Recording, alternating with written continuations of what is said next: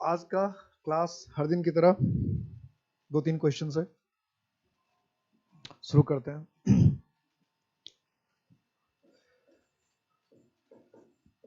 This is a secret between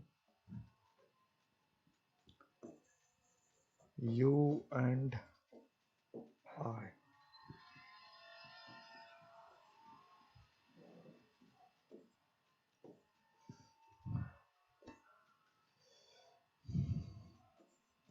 Second,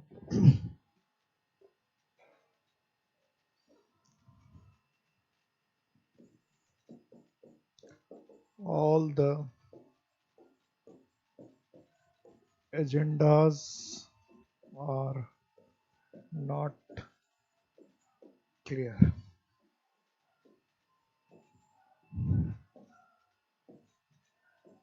और कोई गलती नहीं तो नो एरर। तीसरा,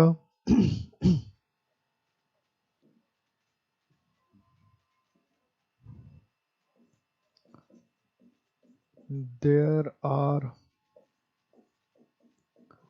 several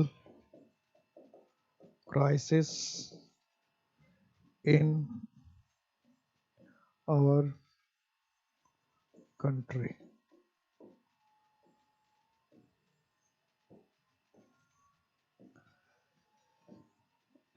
Three questions.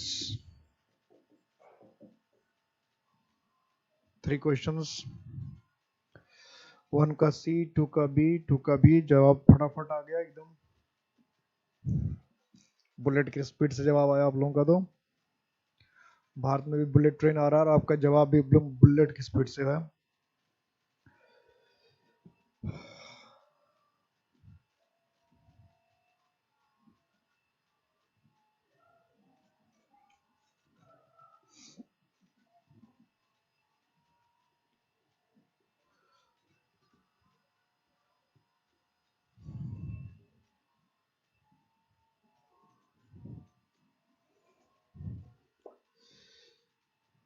वन का सी, टू का बी, वन का सी, टू का बी, थ्री का डी, थ्री का बी। एक क्वेश्चन का जो आंसर है सबका अलग अलग है। और आप लोग को अभी टोटल पता है जितनी जो ग्रामर क्लास चली है टोटल कितनी क्लास हुई है? तो पीडीएफ बनाने में थोड़ा सा क्लास आगे पीछे हो सकता है, तो मैं जानना चाहता हूँ एक्यूरेट आज की जो क्लास है वो कौन सी क्लास है, 41 है या 42 है? आज की क्लास जो हम लोग ले रहे हैं वो 41 है या 42 है? आप लोग को ध्यान है कितनी क्लास है?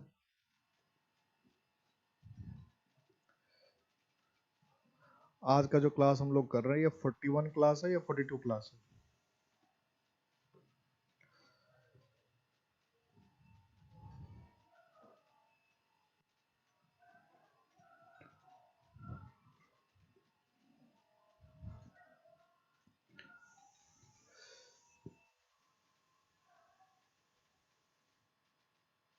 आपका पढ़ाया स्टूडेंट स्लो हो ही नहीं सकता है। आज क्लास 42 है, बिल्कुल मेरा पढ़ाया हुआ स्टूडेंट स्लो हो ही नहीं सकता है, बिल्कुल बुलेट बुलेट ट्रेन की तरह जवाब देंगे सब फटाफट। तो पहला तो जो क्वेश्चन है, फर्स्ट क्वेश्चन है, ये तो आज मैं इंट्रोड्यूस करने वाला था चैप्टर, उसका चैप्टर है, उसका क्वेश्चन है जो चैप्टर में पढ़ाने वाला हूँ। फर्स्ट जो चैप्टर में पढ़ाने वाला हूँ उसका ये है। तो ये जो गलती है ये सी में गलती है। फर्स्ट का यू एन आई की जगह क्या होगा? मी। प्रीपोजिशन के बाद हमेशा ऑब्जेक्टिव केस होता है। ये तो टॉपिक आज शुरू होगा केस, उसका एक क्वेश्चन था, इंट्रोडक्शन के लिए क्वेश्चन था कि हम लोग एक चैप्टर पढ़ने जा रहे हैं, केस के क्वेश्चन कैसे आते हैं ये दिखाने के। ऑल द एजेंडास, ये तो पिछली क्लास में पढ़ा रखा नंबर। एजेंडास ऑलरेडी प्लूरल है, इसमें एस लगाने का कोई मतलब नहीं बनता, एस लगाने का कोई सेंस नहीं है। तीसरे में थोड़ी सी जल्दबाजी हो गई। थर्ड क्वेश्चन में जैसे हमने कल सेवरल लिखा है तो कल मैंने फॉरेन प्लूरल लिखाया था।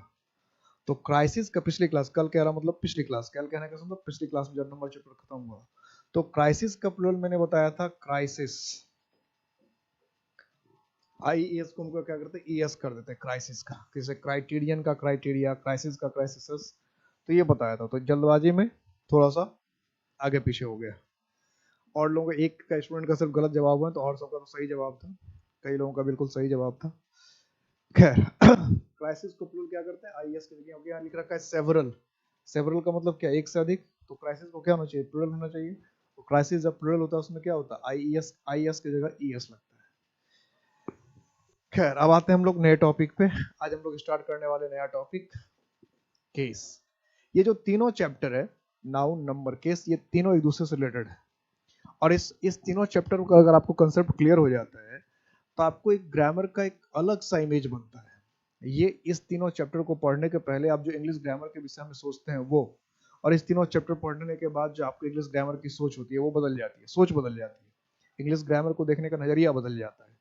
इस तीनों चैप्टर में इतना इतना कंसेप्ट है, ये इतनी सारी बातें हैं। तो इसलिए ये तीनों चैप्टर, और क्वेश्चन भी इस तीनों चैप्टर से खूब बनता है, आपने खुद देखा होगा, नाउन से, नंबर से, केस से अच्छे खासे क्वेश्चन बनते हैं। अब केस है क्या, जरा इसे समझते हैं, केस है क्या। जैसे सपोज करो मैं एक सेंटेंस लिखता हूं कि आई हेल्प ही, या कोई लिखता है हिम हेल्प्स आई, ऐसा कोई सेंटेंस लिखता है, तो आपको देखते ही पता चल जाएगा, जो अभी तक आपने पढ़ा उसके हिसाब से, कि ये सेंटेंस थोड़ा सा अटपटा है, ये ठीक नहीं लग रहा है। कि आई हेल्प ही, कुछ ना कुछ तो प्रॉब्लम है। आई हेल्प ही लिख रहे हैं तो कुछ ना कुछ प्रॉब्लम है, कुछ ना कुछ बातें हैं। ये हम लिखते हैं हिम हेल्प्स आई, तो आपको समझ में आ जाएगा कुछ ना कुछ दिक्कत है, कुछ ना कुछ बात हुई है। पढ़ते ही सेंटेंस पटा लगेगा, क्योंकि कुछ ना कुछ बेसिक इंग्लिश तो हम लोग शुरू से ही पढ़ते हैं, या इंग्लिश के सेंटेंस या इंग्लिश के बुक्स तो पढ़ते ही रहते हैं। तो हमें ये पता चलता है कि भाई ये सेंटेंस जो है वो गड़बड़ है, इसमें कुछ ना कुछ समस्या हो गई है। तो केस आखिर है क्या, केस यही चीज डिसाइड करता है कि ये क्या है और कैसे गलती होती है। तो एक्चुअली अगर केस को हम बहुत, क्योंकि डिफिनेशन तो किसी ग्रामर में पूछता नहीं कॉम्पिटिटिव एग्जाम में, तो हमें समझना ये होता है कि केस आखिर है क्या, कम से कम शब्दों में हम केस क्या कहें। तो आप देखेंगे कि आई और ही का कुछ ना कुछ रिलेशन है, आई और ही एक दूसरे से रिलेटेड है, और किसके थ्रू से रिलेटेड है, सब्जेक्ट वर्ब के थ्रू से। कि आई हेल्प हिम, मदद करता है, तो मदद करने वाला कौन है, आई। मदद हो किसकी रही है, तो ही की, यानी ये जो वर्ब हेल्प है इसके माध्यम से आई और ही जो है एक दूसरे से रिलेटेड जुड़ा हुआ है, या हिम जो है वो इस हेल्प के माध्यम से आई से जुड़ा हुआ है। यानी एक वर्ब हुआ हेल्प, अब इस हेल्प को करने वाला है, काम है तो कोई काम करने वाला होगा, और दूसरा क्या होगा, कोई काम से प्रभावित होने वाला होगा, कोई काम करने वाला होगा और कोई उस काम से प्रभावित होने वाला होगा। ये दोनों बातें हो सकती है, दोनों बातें होती है। तो कोई काम करता है और कोई उस काम से प्रभावित होता है, ये बातें होती रहती है, ये चीज हो जाती है। कोई काम करने वाला, कोई काम, ये अब इसी आधार पर डिसाइड किया जाता है कि केस को हम क्या कहें, या केस क्या होता है। तो सिंपली क्या है कि case is a relation. Case एक संबंध है, नाम वैसे लिखते हम लोग केस, तो समझते हैं पता नहीं केस कोर्ट वाला केस होगा, सिर वाला बाल वाला केस होगा, पता नहीं कौन सा केस होगा। तो केस जो है बेसिकली रिलेशन है। केस क्या है, बेसिकली रिलेशन है, संबंध है। केस जो है वो रिलेशन है, संबंध है। केस इज बेसिकली रिलेशन, एक संबंध है केस। अब रिलेशन किसका, रिलेशन किसका, तो रिलेशन वर्ड्स का, शब्दों का। एक शब्द का जो दूसरे शब्द से रिलेशन होता है, या एक नाउन का जो दूसरे नाउन से रिलेशन होता है, या नाउन का जो किसी और वर्ड से रिलेशन होता है, मतलब सिंपल सा केस जो है वो शब्दों का एक दूसरे के साथ रिलेशन है, कि एक शब्द दूसरे शब्द से कैसे जुड़ा हुआ है। केस क्या है, रिलेशन। मतलब कोई पूछे केस क्या, कहेंगे रिलेशन, सिंपल सा कहेंगे केस क्या है, रिलेशन है। जैसे एक परिवार में कोई रहता है तो कई रिलेशन में रहता है, अलग अलग तरह के रिलेशन होते हैं एक ही परिवार में, एक ही इंसान का अलग अलग परिवार के लोगों के साथ अलग अलग रिलेशन होता है। किसी को माँ कहता है, किसी को बहन कहता है, किसी को भाई कहता है, किसी को चाचा कहता है, किसी को पिता कहता है, किसी को जीजा कहता है, किसी को साला कहता है। यानी एक ही परिवार में जो है एक ही इंसान का परिवार के अलग अलग सदस्य के साथ अलग अलग रिलेशन होता है। तो ऐसे ही होता है, ठीक है। तो सेंटेंस में भी होता है कि अगर सेंटेंस को एक परिवार माना जाए, तो वर्ड्स इसके मेंबर हुए, तो एक मेंबर का दूसरे मेंबर के साथ क्या होगा, रिलेशन होगा। तो केस अगर पूछे कोई क्या है तो कहेंगे, लिख भी लेंगे, केस इज रिलेशन, केस शब्दों का संबंध है, ठीक है। केस एक वर्ड का दूसरे वर्ड के साथ रिलेशन, यानी जो शब्दों का रिलेशन होता है सेंटेंस में, उसी को हम केस कहते हैं। तो संबंधों के भी अलग नाम, अलग अलग नाम है, बाप है, बेटा है, माँ है, भाई है, बहन है, पति है, पत्नी है, कई संबंध के नाम होते हैं, ढेर सारे संबंधों के नाम है। तो ऐसे इंग्लिश में भी संबंधों के नाम होते हैं। और एक चीज सबसे इंपॉर्टेंट जो गौर करने की बात यह है कि जैसे हम लोग के संबंध बदलते हैं इंसानों के, तो संबंध बदलने के साथ साथ क्या होता है, संबंध बदलने के साथ साथ क्या होता है कि हमारा काम भी बदलता है। जैसे जैसे संबंध बदलता है तो उसके हिसाब से हमारा काम भी बदलता है ना। कि जैसा हमारा रिलेशन अपने बहन के साथ होगा, वैसा रिलेशन हमारा भाई के साथ होगा, जरूरी नहीं है वैसे, या वैसा रिलेशन हमारे पिताजी के साथ हो, ऐसा नहीं है। जैसा हमारा पिता के साथ रिलेशन होता है वैसे हमारी माँ के साथ रिलेशन हमारा हो, ऐसा नहीं होता है। अलग अलग परिवार के संबंधों के साथ साथ हमारा रिलेशन क्या होता है, बिल्कुल अलग अलग तरह का होता है। यानी अलग अलग रिलेशन में हम लोग अलग अलग काम करते हैं, या अलग अलग एक्शन परफॉर्म करते हैं, यही तो होता है। या अलग अलग रिलेशन के हिसाब से हम अलग अलग रूप धारण करते हैं, इसको ऐसे भी कह सकते हैं कि अलग अलग रिश्ते को निभाने के लिए इंसान अलग अलग रूप धारण करता है।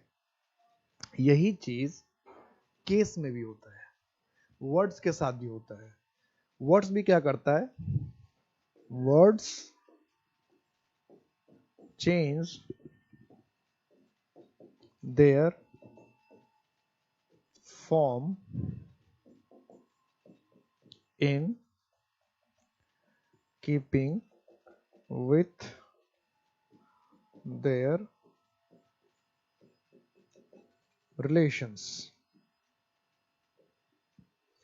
कि अपने रिलेशन को ध्यान में रखते हुए, अपने रिलेशन को ध्यान में रखते हुए, या अपने रिलेशन के मुताबिक, अपने रिलेशन के मुताबिक शब्द अपने फॉर्म को चेंज करता है, ठीक है। शब्द अपने फॉर्म को मतलब क्या होता है, आकृति। क्या लिखा है, words change their form, words change their form, कि शब्द अपने फॉर्म को, आकृति को बदलता है in keeping with their relations. In keeping with का मतलब क्या होता है, के अनुसार, के अनुसार। तो words change their form in keeping with their relations, कि अपने संबंधों के मद्देनजर या अपने संबंधों के अनुसार वर्ड्स अपने फॉर्म को चेंज करता है। अपने संबंधों को ध्यान में रखते हुए, अपने संबंधों के मद्देनजर वर्ड्स अपने फॉर्म को चेंज करता है, वर्ड्स अपने फॉर्म को चेंज करता है, अपने आकृति, अपने रूप को चेंज करता है, ठीक है। ये चेंज करने का मतलब क्या हुआ, फिर आप देखो, आपने देखा होगा, आई भी देखा होगा, मी भी देखा होगा, माई भी देखा होगा, माइन भी देखा होगा, ये सारे वर्ड ही तो हैं। तो ये बदल क्यों रहे हैं,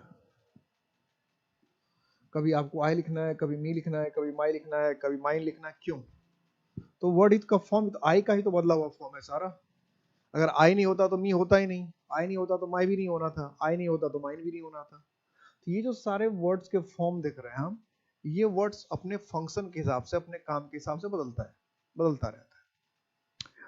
तो दो बातें समझनी थी, केस क्या है, रिलेशन है, रिलेशन को हम लोग केस कहते हैं, सिंपल सी बात। दूसरी बात यह समझनी थी कि रिलेशन निभाने के लिए से हम अपना फॉर्म चेंज करते हैं, हम अपना काम चेंज करते हैं, इसी तरह से शब्द भी रिलेशन निभाने के लिए अपना फॉर्म चेंज कर सकता है। कभी कभी फॉर्म नहीं भी चेंज करता है, लेकिन नॉर्मली शब्द अपने रिलेशन को निभाने के लिए भी शब्द भी अपना फॉर्म चेंज करता है, अलग अलग रिलेशन में अलग अलग फॉर्म करता है। जैसे अब ये जो यहाँ जो ही है, ये हेल्प का ऑब्जेक्ट है, और ही वाला जो फॉर्म है ये सब्जेक्ट का फॉर्म है। जब सब्जेक्ट कर्ता की तरह यूज करते हैं तब यही होता है।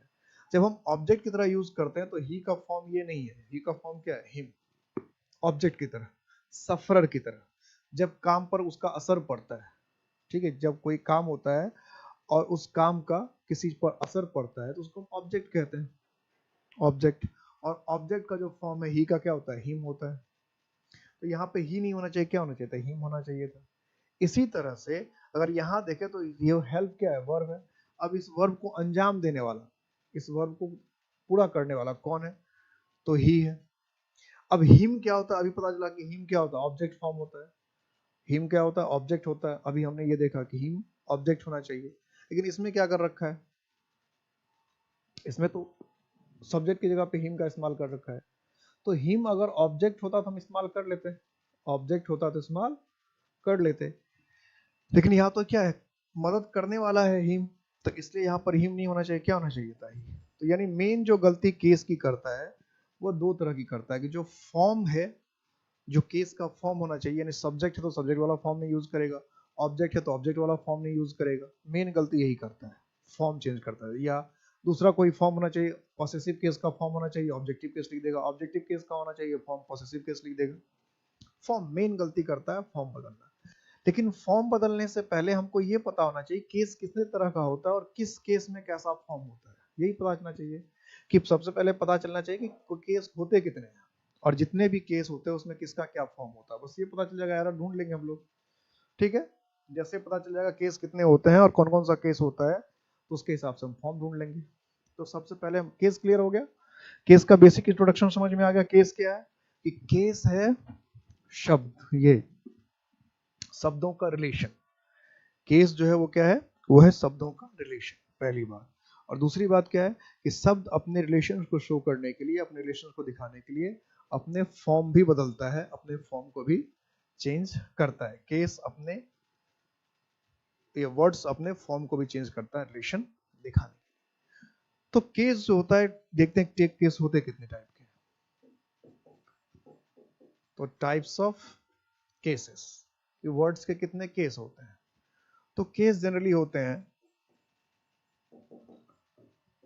नॉमिनेटिव केस,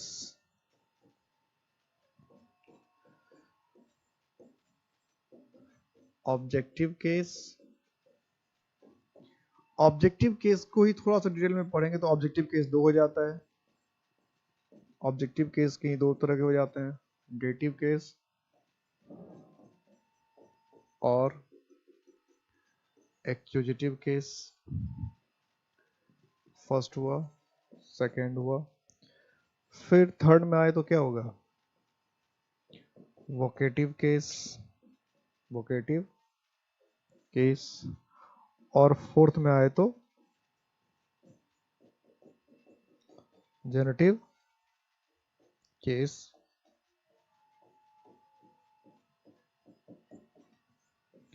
या पोसेसिव केस।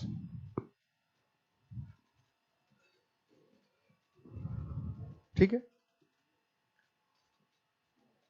तो इसलिए देखिए कुछ कुछ ग्रामर के बुक में लिखा रहेगा फोर केसेस, फोर लिखा रहता है, कुछ कुछ ग्रामर में लिखा रहता है सिक्स। तो सिक्स कैसे हो गया, कि नॉर्मेटिव अलग कर दिया, ऑब्जेक्टिव अलग कर, दो इसको भी मान लिया, तो दो ये हो गए, तो सिक्स हो गए। और कुछ लोग क्या करता है, पांच लिखता है, यानी कुछ बुक में लिखेगा फोर, कुछ बुक में लिखेगा फाइव, और कुछ बुक में लिखेगा सिक्स, सारे सही है। फोर वाले कैसे कहेंगे कि वो क्या था, नॉमिनेटिव, फिर क्या करता है ऑब्जेक्टिव, दो हो गया, वोकेटिव और जेनेटिव, चार हो गया। डेटिव केस और एक्यूजेटिव की बात ही नहीं करता, जब वोकेटिव ऑब्जेक्टिव केस पढ़ाएगा उसमें वो बताएगा। कुछ लोग क्या करता है, पांच की बात करेगा, पांच की बात कैसे करेगा, नॉमिनेटिव केस लिखेगा, ठीक है, ऑब्जेक्टिव केस की बात ही नहीं करेगा, बात ही नहीं करेगा, ऑब्जेक्टिव क्या करेगा, डेटिव केस, एक्यूजेटिव केस, और फिर क्या जाएगा, मतलब ऑब्जेक्टिव केस नहीं लिखेगा, वो लिखेगा नॉमिनेटिव केस, दूसरा लिख देगा डेटिव केस, तीसरा लिख देगा एक्यूजेटिव केस, चौथा लिख देगा वोकेटिव केस, और पांचवा लिख देगा जेनेटिव केस। और कुछ क्या करता है, छह अलग अलग लिख देगा, नॉमिनेटिव केस अलग लिख देगा, ऑब्जेक्टिव अलग लिख देगा, डेटिव अलग लिख देगा, एक्यूजेटिव अलग कर देगा, वोकेटिव अलग लगेगा, जेनेटिव। मिला जुला के इतनी ही है बात। प्रेजेंटेशन का अलग अलग तरीका है, प्रेजेंटेशन का सबका अपना अलग अलग तरीका है यही चीज। ऑब्जेक्टिव केस के ही दो पार्ट होते हैं, डेटिव केस और एक्यूजेटिव केस, होती इतनी ही बात है। अब यानी ज्यादा केस नहीं होता, यानी केस ज्यादा लंबा चैप्टर नहीं है, नाउन प्रोनाउन तो बहुत ज्यादा लंबा चैप्टर है, केस इतना ज्यादा लंबा चैप्टर नहीं है, क्योंकि पांच ही पार्ट, फाइव पार्ट है। अब इसमें सबसे पहले शुरू करते हैं हम लोग एक एक करके इस केस को पढ़ना। सबसे पहले नॉमिनेटिव केस क्या है, लिख लिया था, लिख लिया था, लिख लो, लिखा हुआ हो जाए तो मुझे बता देना। Nominative case, objective case, dative case, accusative case, vocative case, generative case, ये जी है, GENITI, जेनेटिव केस कोई दूसरा नाम क्या होता है, पॉसेसिव केस। लिखा हुआ हो जाए तो मुझे बता देना। लिख लिया, ओके, ठीक है। अब सबसे पहले आते हैं हम लोग नॉमिनेटिव केस। नॉमिनेटिव केस किसको कहते हैं,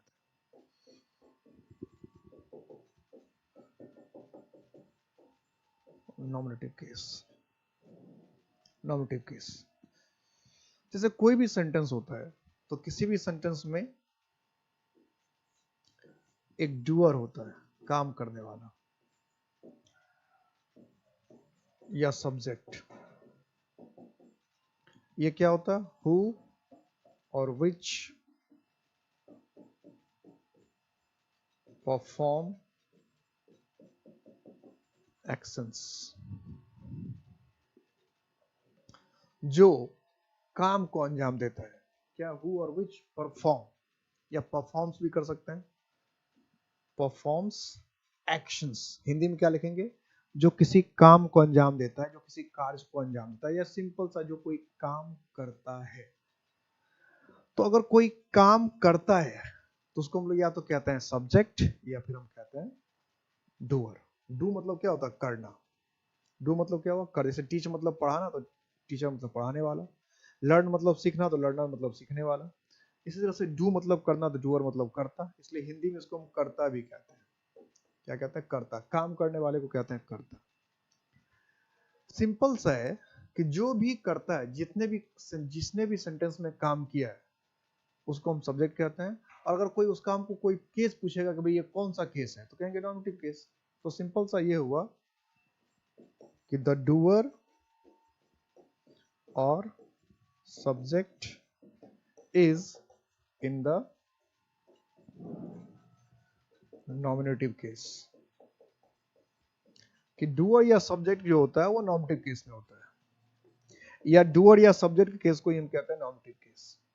डूअर या सब्जेक्ट के ही केस को हम लोग कहते हैं नॉमिनेटिव केस। या डूअर होना ही कहलाता है नॉमिनेटिव केस कहलाता है। डूअर होना ही नॉमिनेटिव केस कहलाता है। अब यह ध्यान देना है कि जो नॉमिनेटिव केस है इसमें जैसे नाउन का सेम फॉर्म रहता है, राम, मोहन, इंडिया, एटसेट्रा। अगर ऐसा लिखा है तो ये क्या है? सारे नॉमिनेटिव केस है। तो नाउन का फॉर्म सेम रहता है। नाउन का फॉर्म, नाउन सेम फॉर्म में रहता है। चाहे सब्जेक्ट हो चाहे ऑब्जेक्ट हो, कहीं भी जाएगा, नाउन का फॉर्म नहीं बदलता। जितने भी नाउन है उसका सेम फॉर्म होता है। राम ऐसे लिखना पड़ेगा, चाहे आप सब्जेक्ट लिखिए चाहे ऑब्जेक्ट लिखिए, राम को राम ही लिखना। आई हेल्प राम, या राम हेल्प मी। मोहन को आप ऐसे लिखिए, आई हेल्प मोहन, या Mohan helps me. India, I live in India, या इंडिया इज अ कंट्री। कैसे भी लिखिएगा, इंडिया का फॉर्म चेंज नहीं, मतलब नाउन का फॉर्म चेंज नहीं होता। प्रोनाउन में क्या है? जैसे I, he, she, it, this, they, you, ये सब क्या है? वी। ये सब सब्जेक्ट का फॉर्म है। ये ऐसा फॉर्म देखे तो आप समझ जाइए ये नॉमिनेटिव केस है। He, she, it, this, they, you, we. These और दोज भी लिख सकते हैं, दीज और दोज भी। तो इसमें भी थोड़ी सी बात और होगी जब ऑब्जेक्टिव केस में आएगा। तो इसमें देखिएगा कि आई, ही, शी, दे और वी, कौन कौन सा? आई, ही, सी, दे और वी। ये जो 6 वर्ड है, आई, ही, शी, दे और वी, ये जो 6 वर्ड है, इसका फॉर्म डेफिनेटली चेंज हो जाता है ऑब्जेक्टिव केस में जाने पर। ये ध्यान रखना पड़ेगा कि इनका फॉर्म चेंज होता है। आई, अभी नॉमिनेटिव केस में ऐसा फॉर्म है, आई है, ही है, शी है, दे है, यू और वी है। लेकिन जैसे ये नॉमिनेटिव केस में सिर्फ ऐसा फॉर्म रहेगा, ऑब्जेक्टिव केस में इसका कैसा फॉर्म होगा? जब ऑब्जेक्टिव केस आएगा तो मैं बताऊंगा। और इट है, दिस है, यू है, इनका फॉर्म नहीं चेंज होता। या दिस है, दोज है, इनका भी फॉर्म चेंज नहीं होता। लेकिन आई, ही, शी, दे और वी, इनका फॉर्म, ये क्या? टी एच ई वाई, दे। इनका फॉर्म सब्जेक्ट में अलग होता है और ऑब्जेक्ट में अलग होता है। मतलब कॉम्पिटिटिव पॉइंट ऑफ व्यू से हमारे लिए आई, ही, शी, दे और वी इंपॉर्टेंट है। कॉम्पिटिटिव पॉइंट ऑफ व्यू से इसका कुछ और फॉर्म रहेगा, कुछ और फॉर्म कर देगा। यहां तक बात समझ में आ गई? कि जो भी सब्जेक्ट है उसको हम नॉमिनेटिव फॉर्म में लिखते हैं, नॉमिनेटिव केस में लिखते हैं, नॉमिनेटिव केस में लिखते हैं, या उसको नॉमिनेटिव केस कहते हैं। जो सब्जेक्ट उसको नॉमिनेटिव केस कहते हैं, और सब्जेक्ट में नॉमिनेटिव का किसका जो फॉर्म, नाउन का ऐसा फॉर्म रहता है। प्रोनाउन का फॉर्म भी मैंने सामने लिख दिया है। अगर इसका उल्टा, और तीसरी बात सबसे इंपॉर्टेंट क्या है, सबसे इंपॉर्टेंट बात क्या है कि normally a sentence begins with the nominative case। कि इंग्लिश का जो सेंटेंस है वो सामान्यतः नॉमिनेटिव केस से शुरू होता है। हिंदी में क्या होता है कि सेंटेंस हम किसी शुरू करते हैं, आ रहा है राम, राम को लिख दिया आखिर में, आ रहा है राम, और कोई आपको टोकता नहीं है क्या बकवास कर रहे हो, आ रहा है राम, राम सब्जेक्ट है, लास्ट में लिख रहा है, शुरू में लिखो, कोई मना नहीं करता। कम कम स्पोकन में भी कोई मना नहीं करता, कहीं मना नहीं करता। लेकिन इंग्लिश में स्पोकन में भी हम ऐसा सेंटेंस नहीं लिख रहे कि आ रहा है Ram, coming is Ram. Spoken में भी ऐसा नहीं बोलते। हिंदी में तो कम से कम बोल ही लेते हैं हम लोग, आ रहा है राम, चला गया राम, बैठा है राम। इंग्लिश में बोलिए सिटिंग इज राम, बिल्कुल नहीं बोल सकते। इसका मतलब हिंदी के ग्रामर में और इंग्लिश के ग्रामर में बहुत ज्यादा क्या है, फर्क है। और ये चीज अगर आप जंबल सेंटेंस जंबल पैराग्राफ में ध्यान रखेंगे तो इससे आपका जंबल सेंटेंस जंबल पैराग्राफ बहुत जल्दी बन जाएगा। कि अगर आप देखेंगे पूरा 4 पार्ट दिया है, 4 पार्ट दिया, उसमें अगर आप ये ढूंढने की कोशिश करेंगे इसमें सब्जेक्ट कौन हो सकता है, डूअर कौन हो सकता है, और वो हमेशा पहले ही रहेगा। तो एक बार नजर में आ जाता है पढ़ने पर क्या चाहिए, तो डूअर हो सकता है, करने वाला यही हो सकता है काम, तो उसको सबसे पहले पार्ट में रखना चाहिए अपने आप। या वर वाला पर पार्ट हमें मिल जाए, वर्ब का पार्ट, तो वर्ब वाले पार्ट में जाके पूछे कि इस काम को करने वाला कौन है और इस काम का फल भोगने वाला कौन हो सकता है। उससे भी हम लोग इस एंगल से कभी जंबल सेंटेंस जंबल पैराग्राफ बनाते नहीं। हम जंबल सेंटेंस जंबल पैराग्राफ कैसे बना रखते हैं, मीनिंग देखकर बनाने लगते हैं। तो मीनिंग देखने से ज्यादा इंपॉर्टेंट देखना कि देखिए सब्जेक्ट कौन हो सकता है और ऑब्जेक्ट कौन हो सकता है, और वो पता कैसे चलेगा, वर्ब से। कि जो भी सेंटेंस में वर्ब होगा उस वर्ब को खोज लीजिए किस पार्ट में वर्ब है, और उस वर्ब को देखिए उसका करने वाला कौन हो सकता है, डूअर कौन हो सकता है, उसको फटाक से सबसे पहले रख दीजिए, अपने आप अरेंज हो जाएगा, अपने आप अरेंज हो जाएगा जंबल सेंटेंस जंबल पैराग्राफ। खैर जब उसकी प्रैक्टिस करेंगे तो बताऊंगा ही। तो नॉर्मल रूल क्या कहता है कि इंग्लिश का जो सेंटेंस है वो किससे शुरू होता है, सब्जेक्ट से शुरू होता है। अब किसी ने लिख दिया अस गो देयर एवरी डे, कि हम लोग वहां जाते हैं हर दिन, ये बात नहीं बनेगी, ये बात नहीं बनेगी। क्या हो जाएगा, ये अस के ऑब्जेक्टिव फॉर्म था, क्या होना चाहिए, we go there every day. ठीक है, समझ में आ गई बात। नॉमिनेटिव केस ज्यादा परेशानी का, खाली फॉर्म पहचानने की बात है। 3 चीजें नॉमिनेटिव केस में जानना जरूरी था। एक, नॉमिनेटिव केस कहते किसको है, किसको कहते हैं, जो भी सब्जेक्ट है डूअर है उसको नॉमिनेटिव केस कहते हैं। दूसरा, नॉमिनेटिव केस का फॉर्म देखना था कि आई, ही, शी, दे, वी, ये जो नॉमिनेटिव केस का फॉर्म है ये देखना था कि ये नॉमिनेटिव केस का फॉर्म है। नाउन का फॉर्म एक जैसा रहता है नॉमिनेटिव केस में। और सबसे इंपॉर्टेंट बात ये ध्यान में रखना था कि इंग्लिश का कोई भी सेंटेंस जो है, इंग्लिश का कोई भी सेंटेंस जो है वो नॉमिनेटिव केस से ही शुरू होता है। इंग्लिश का कोई भी सेंटेंस नॉमिनेटिव केस से शुरू होता है। इंग्लिश का कोई भी सेंटेंस नॉमिनेटिव केस से शुरू होगा। ठीक है, यहां तक बात बन गई, यहां तक क्लियर है। अब आते हैं हम लोग दूसरा ऑब्जेक्टिव केस पे। ऑब्जेक्टिव केस की ये इससे बहुत लंबे चौड़े क्वेश्चन नहीं बनता, ये सिर्फ जानने की बात है। सब ज्यादा क्वेश्चन जो बनता है वो पॉसेसिव केस से बनता है, ये सबसे इंट्रोडक्शन की बात है। Objective case, objective case, objective जैसे हम लिखते हैं तो ऑब्जेक्टिव वर्ड ही बना है ऑब्जेक्ट से, और ऑब्जेक्ट का मतलब यहाँ पे होता है सफरर। वैसे ऑब्जेक्ट का मतलब चीज या वस्तु भी होता है, ठीक है। ऑब्जेक्ट वर्ब की तरह यूज होता है, और ऑब्जेक्ट का मतलब विरोध करना होता है। जैसे कहते हैं आई ऑब्जेक्ट माय लॉर्ड, तो आई ऑब्जेक्ट माय लॉर्ड में ऑब्जेक्ट क्या हो गया, वर्ब हो गया। वो तो ये नहीं कहना चाहता मैं चीज हूं माय लॉर्ड। तो आई ऑब्जेक्ट माय लॉर्ड कहना चाहते हैं तो क्या कहना चाहता है कि मैं विरोध कर रहा हूँ, यही कहना चाहते हैं कि मैं विरोध कर रहा हूँ या मैं विरोध करता हूँ, मैं विरोध कर रहा हूँ या मैं विरोध करता हूँ, इतना ही कहना चाहते हैं। तो ऑब्जेक्ट हो गया सफरर। सफरर का मतलब क्या हुआ कि one who is affected by action. क्या है सफरर का मतलब, क्या है, वन हु और which is affected by some action. One who or which, who or विच क्यों लिखते हैं? क्योंकि लिविंग थिंग भी हो सकता है, नॉन लिविंग थिंग भी हो सकता है। ऐसे कोई अगर हम काम करें तो उस काम का प्रभाव लिविंग थिंग भी पड़ सकता है और नॉन लिविंग थिंग भी पड़ सकता है। तो नॉन लिविंग थिंग के लिए जनरली क्या लिखते हैं? विच लिखते हैं, और लिविंग थिंग के लिए जनरली हम लोग क्या लिखते हैं? हु लिखते हैं। ठीक है, हु और विच। तो हमने लिखा one who or which is affected by some action, मतलब क्या हुआ? जो किसी काम से प्रभावित होता है, जो किसी काम से प्रभावित होता है उसको हम लोग कहते हैं, उसे हम लोग कहते हैं ऑब्जेक्ट। और जो भी ऑब्जेक्ट होगा वो क्या होगा? ऑब्जेक्टिव केस में। जो भी ऑब्जेक्ट होगा वो क्या होगा? ऑब्जेक्टिव केस में होगा। The object is in the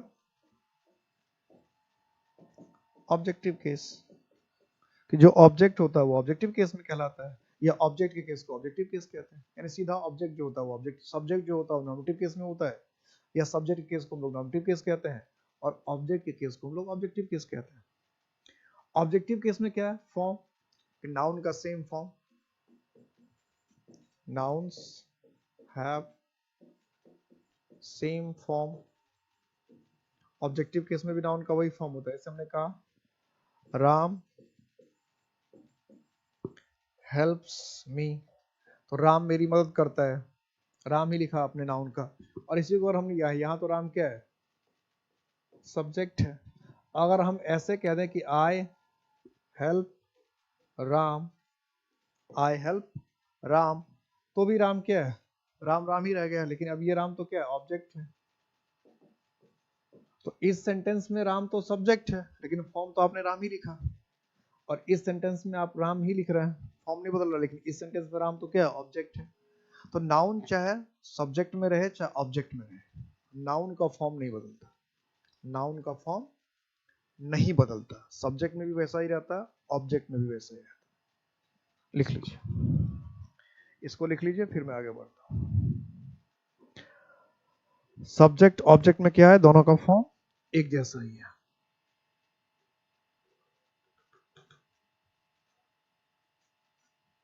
subject object में एक जैसा ही फॉर्म है।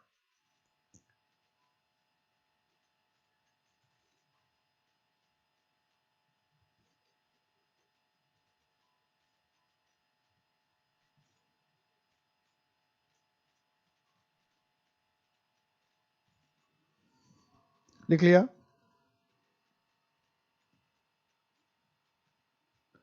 सर कोई सेंटेंस विदाउट ऑब्जेक्ट हो सकता है क्या? हाँ हो सकता है, सेंटेंस विदाउट ऑब्जेक्ट हो सकता है। या यही तो कंसेप्ट होता है ट्रांसिटिव वर्ब और इंट्रांसिटिव वर्ब का। जो इंट्रांसिटिव वर्ब होता है वही, मुझे यहाँ से दूर से दिख नहीं रहा था आपका रिस्पॉन्स, तो वही रिस्पॉन्स देखने में गया था क्या लिखा है आपने। तो हर सेंटेंस में सब्जेक्ट हो ये जरूरी है, लेकिन ऑब्जेक्ट हो ये जरूरी नहीं है। हर सेंटेंस में ऑब्जेक्ट हो या जरूरी नहीं है, हर सेंटेंस में ऑब्जेक्ट हो ये जरूरी नहीं है, लेकिन हर सेंटेंस में सब्जेक्ट हो और वर्ब हो ये जरूरी है। बहुत सारे सेंटेंस हो सकते हैं जो बिना ऑब्जेक्ट हो, जैसे आई स्लीप, कोई ऑब्जेक्ट नहीं है। आई वॉक, कोई ऑब्जेक्ट नहीं, और सेंटेंस अपने आप में कंप्लीट है। आप कहते हैं आई स्लीप, ये तो पूरा है ना, ये आई एम स्लीपिंग पूरा सेंटेंस है, कहाँ है object? I am walking, I am running, I am sitting, कोई ऑब्जेक्ट की जरूरत नहीं, कंप्लीट अपने आप सेंटेंस। तो और ये सारे इंट्रांसिटिव, जिस सेंटेंस, जो सेंटेंस बिना ऑब्जेक्ट के भी कंप्लीट हो जाता है, या जिस वर्ब को ऑब्जेक्ट की जरूरत नहीं पड़ती है, उसको इंट्रांसिटिव वर्ब कहते हैं। जब वर्ब कभी पढ़ेंगे तो उसमें आपको ये पता भी चल जाएगा। तो शॉर्ट में ये समझना है कि बिना ऑब्जेक्ट का सेंटेंस हो सकता है। जरूरी नहीं कि सेंटेंस में सब्जेक्ट वर्ब है तो ऑब्जेक्ट भी होगा। हाँ, सब्जेक्ट का होना बहुत जरूरी है, वर्ब का होना बहुत जरूरी है। बिना सब्जेक्ट और बिना वर्ब के सेंटेंस नहीं हो सकता है, लेकिन बिना ऑब्जेक्ट के सेंटेंस हो सकता है। क्या कह रहा हूं मैं? कि बिना सब्जेक्ट बिना वर्ब के सेंटेंस नहीं हो सकता। यानी सेंटेंस होगा तो वर्ब होगा ही, सब्जेक्ट होगा ही, लेकिन ऑब्जेक्ट होगा ही ये जरूरी नहीं है। ऑब्जेक्ट होगा ही ये जरूरी नहीं है। उसकी वजह ये है कि हर काम ऐसा नहीं है जिसका किसी ना किसी पे असर पड़ता है। हर काम का, क्योंकि इसमें हमने क्या लिखा, one who or which is affected by some action, मतलब कोई ऐसा काम हो रहा है जिससे कोई प्रभावित ही नहीं हो रहा, फिर ऑब्जेक्ट की जरूरत ही नहीं पड़ेगी ना। कोई ऐसा काम हो रहा है जिससे कि मैं तो कहता आई स्लीप, तो मेरे सोने से किसी पे क्या असर पड़ेगा, या आई वॉक, मेरे चलने से किसी पर कोई असर नहीं पड़ता है, तो कहानी खत्म हो जाएगी। ठीक है। अब मैंने क्या कहा, जब इसमें क्या कहा कि वन हु और विच, मतलब जो अफेक्टेड हो रहा है वह दो तरह का होता है, यानी ऑब्जेक्टिव केस में जो ऑब्जेक्ट होते हैं, जो ऑब्जेक्ट होते हैं वो बेसिकली दो तरह के होते हैं। दो ऑब्जेक्ट होते हैं, जो ऑब्जेक्ट है वो बेसिकली दो तरह के हैं। एक लिविंग थिंग और एक नॉन लिविंग थिंग। एक लिविंग थिंग और एक नॉन लिविंग थिंग, दो तरह के हुए, लिविंग थिंग और नॉन लिविंग थिंग। हो सकता है ना, जैसे मैं कह रहा कि आई टीच यू इंग्लिश, तो पढ़ा तो मैं आपको रहा हूं, या कहता आई टीच यू ग्रामर, तो पढ़ा मैं आपको रहा यू, तो यू आप क्या हो गया, लिविंग थिंग हो गया। ग्रामर में कह रहा हूं, तो ग्रामर क्या हो गया, नॉन लिविंग थिंग हो गया। ग्रामर लिविंग थिंग हो गया, इसे यू आप लिविंग थिंग हो गए, और ग्रामर क्या हो गया, नॉन लिविंग थिंग हो गया। तो जब भी हम काम करते हैं तो काम से अफेक्टेड होने वाले लिविंग भी हो सकता है और नॉन लिविंग भी हो सकता है, लिविंग भी हो सकता है और नॉन लिविंग भी हो सकता है। तो लिविंग थिंग को, जो सजीव है, लिविंग थिंग कहने का मतलब सजीव, सजीव, और नॉन लिविंग थिंग कहने का मतलब निर्जीव, जिसमें कोई जान नहीं है। तो जो लिविंग थिंग होता है इसको हम लोग कहते हैं इनडायरेक्ट ऑब्जेक्ट। क्या कहते हैं उसको, नॉर्मली इनडायरेक्ट ऑब्जेक्ट। और जो लिविंग नॉन लिविंग थिंग होता है इसको हम लोग कहते हैं डायरेक्ट ऑब्जेक्ट। ठीक है।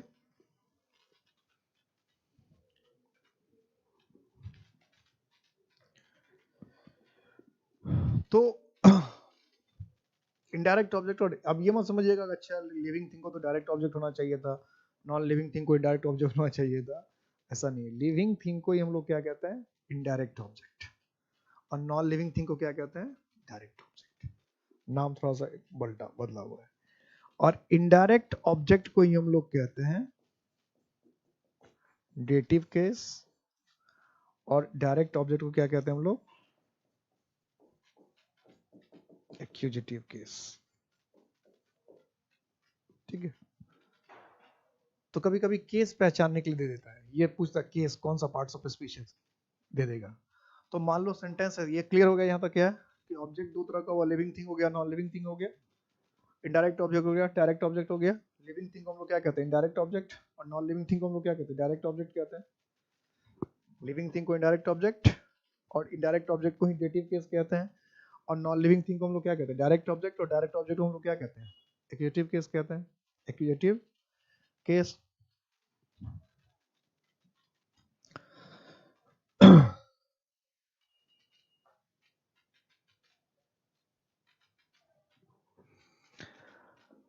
अब जैसे हमने सेंटेंस लिखा लिखा आपको आई teach you grammar.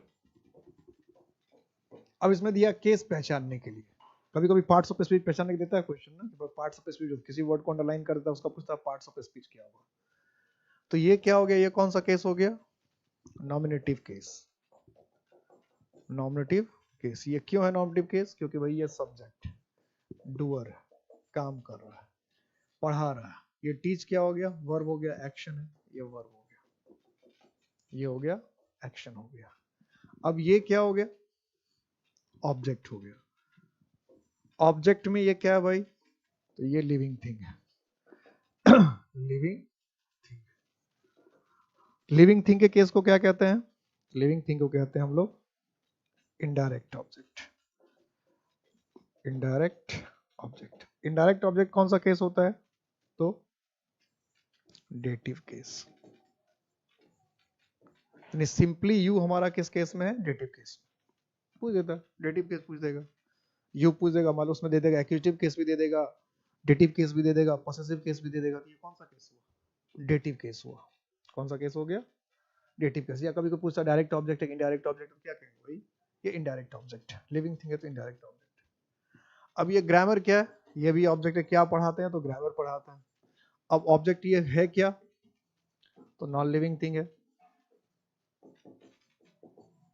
Non living thing को क्या कहते हैं भाई, तो नॉन लिविंग थिंग को डायरेक्ट ऑब्जेक्ट कहते हैं। डायरेक्ट ऑब्जेक्ट का केस क्या कहलाता है, एक्विजिटिव केस कहलाता है। ये क्या केस हो गया, एक्विजिटिव केस हो गया, नहीं ग्रामर क्या हो गया, एक्विजिटिव केस, और यू क्या हो गया, डेटिव केस। और इसमें यह भी पता चल रहा है कि नॉर्मली इनडायरेक्ट ऑब्जेक्ट को पहले रखते हैं और डायरेक्ट ऑब्जेक्ट को बाद में लिखते हैं। इनडायरेक्ट ऑब्जेक्ट को ही पहले रखते हैं सेंटेंस में और डायरेक्ट ऑब्जेक्ट को बाद में रखते हैं। नॉर्मली यही पोजीशन होता है, यानी एक्यूजिटिव केस को हमें पहले रखना चाहिए, सॉरी डेटिव केस को हमें पहले रखना चाहिए और एक्यूजिटिव केस को बाद में रखना चाहिए। अगर सेंटेंस का हम ऑर्डर देखें, लिख लिया, ये क्लियर हो गया। एक्यूजिटिव केस डेटिव केस समझ में आ गया कि एक्यूजिटिव केस और डेटिव केस क्या है, क्लियर हो गया।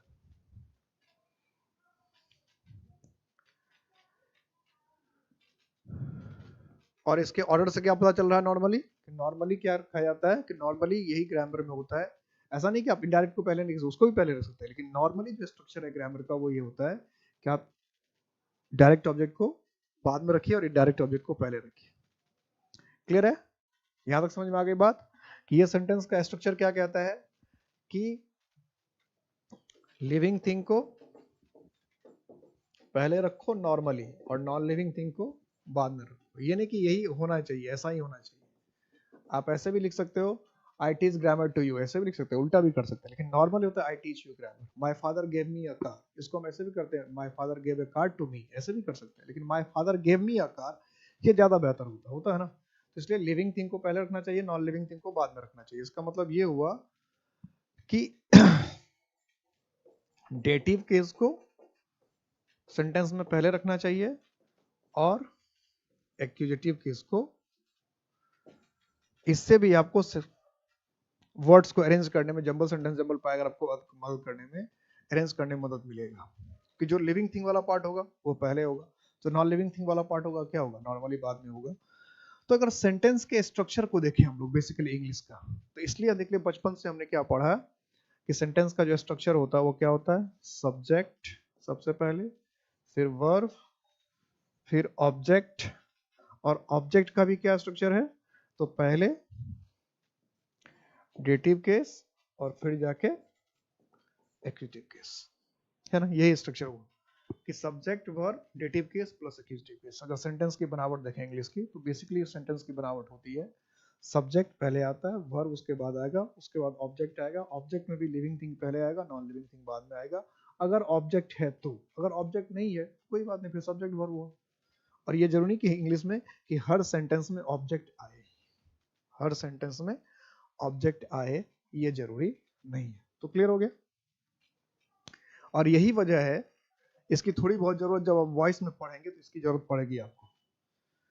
इस जैसे अब क्यों कैसे जरूरत पड़ती है वो भी मैं बता दूं। जैसे कि लिख दिया आई टीच यू ग्रामर, इसका दो बना के देता है, you are taught grammar, a grammar is taught to you. अब दोनों में सही कौन सा होगा, तो ये जब वॉइस आएगा तो मैं बताऊंगा इसकी जरूरत पड़ेगी। तो अभी पढ़ा कर रखा है तो वॉइस में इसकी जरूरत पड़ेगी, वहां पे क्लियर हो जाएगा।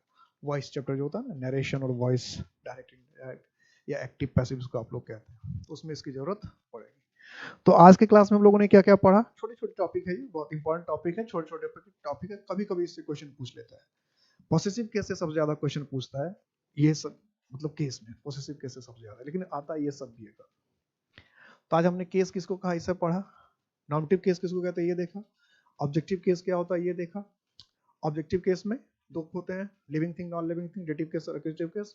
और फॉर्म की जहां तक बात है तो हिम, मी, हिम, मी, हर, अस, देम, ये क्या है। और यू तो सब्जेक्ट में भी वही फॉर्म रहता है, ऑब्जेक्ट में भी वही फॉर्म रहता है। यू का सब्जेक्ट में भी यही फॉर्म है, ऑब्जेक्ट में भी वही फॉर्म होता है। यू का फॉर्म सब्जेक्ट ऑब्जेक्ट बदलता नहीं, लेकिन और सबका फॉर्म बदलता है। ये सब क्या है, ऑब्जेक्टिव केस, ये सारे क्या है, ऑब्जेक्टिव के। ओ सी लिखा इसका मतलब क्या, ऑब्जेक्टिव केस, ये सारे ऑब्जेक्टिव केस।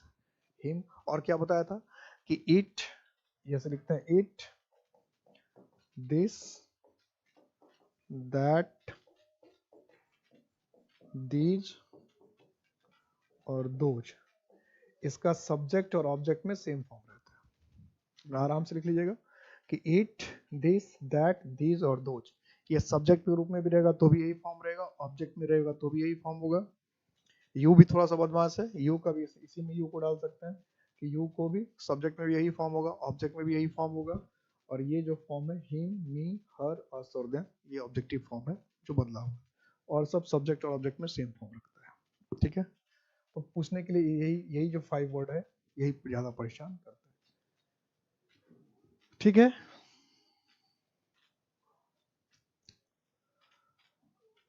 कोई वर्ड तो इसमें छूट तो नहीं रहा।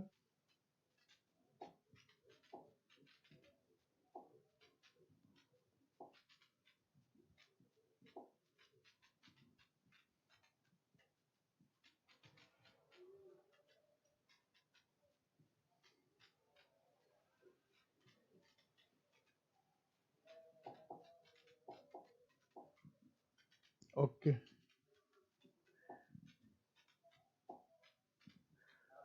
तो इस सारे वर्ड्स को, फॉर्म को ध्यान रखना है, इतने सारे फॉर्म्स को, इतनी सारी चीजों को ध्यान रखिएगा। कल से हम लोग कल क्लास में पढ़ेंगे वोकेटिव केस। 4 केस तो आज ही पढ़ लिए, 2 बचते हैं, लेकिन ये मत समझिएगा कि कल का आपका केस खत्म हो जाएगा। कल से असल केस शुरू ही होगा। ये 4 तो बहुत आसान थे इसलिए खत्म हो गया। अब जो आपके केस बचे हैं उसमें पॉसेसिव केस को भी पढ़ने में टाइम लगता है। 2-3 क्लास पॉसेसिव केस को पढ़ने को, उसमें बहुत क्वेश्चन बनते हैं, बहुत सारी चीजें होती है। ये तो सिर्फ बेसिक था। अब जो आएगा असल केस, अब आएगा पॉसेसिव, उसे पढ़ने में आपको 2-3 क्लास लगेगा, 4 क्लास लगेगा। ठीक है, तब तक अपना ख्याल रखिए।